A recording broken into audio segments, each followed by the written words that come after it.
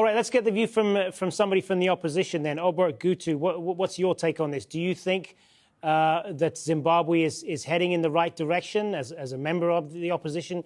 Do you feel that you are living in a freer country now? Not at all. In fact, the first 100 days of President Munangagwa's presidency have been a very huge disappointment. It has been a big yawn. This is why you find that although he has been talking about a new era, word on the street in Harare and other major cities and towns and even in the villages in Zimbabwe, is that it is actually not a new era, but a new era.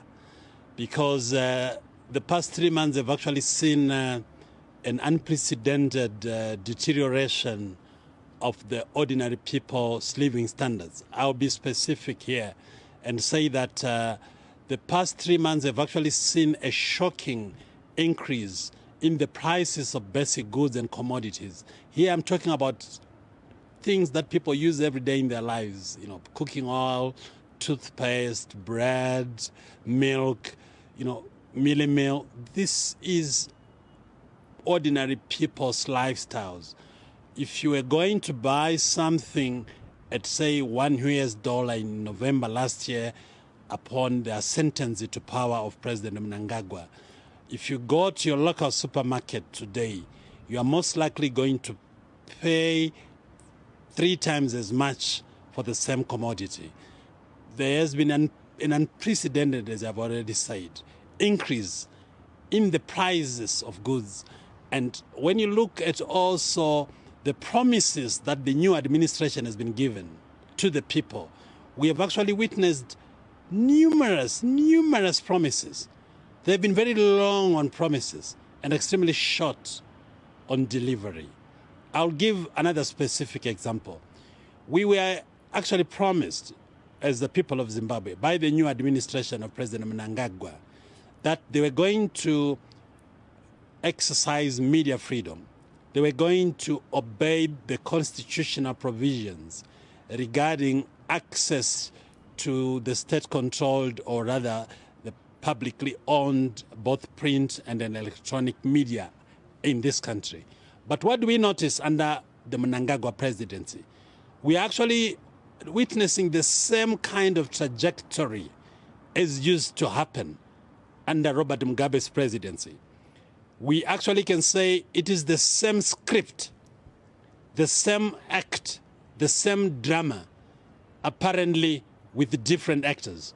If you tune in to what is called News Hour, the main television news bulletin in this country at 8 p.m. local time, Zimbabwe time, all you read, all you see, all you view is news about President Emerson Munangagwa.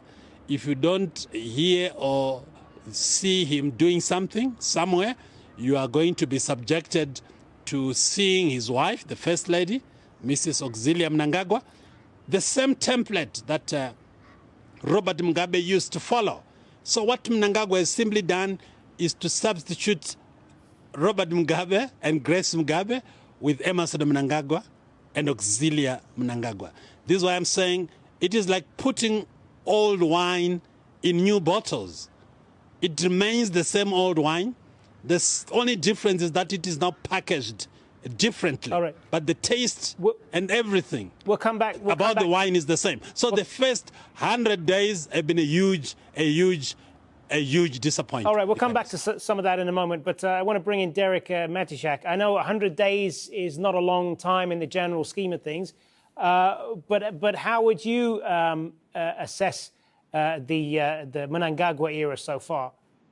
Well, you've had 2 politicians talking, so both of them are putting their particular political angle on their perception of the first 100 days.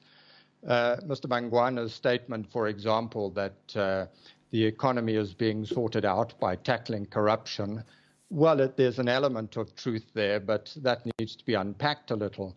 It's plainly obvious to everybody that the people who are being targeted for corruption are Mr. Munangagwa's political enemies, and Mr. Munangagwa's political allies, many of whom are known to be corrupt, are being left alone.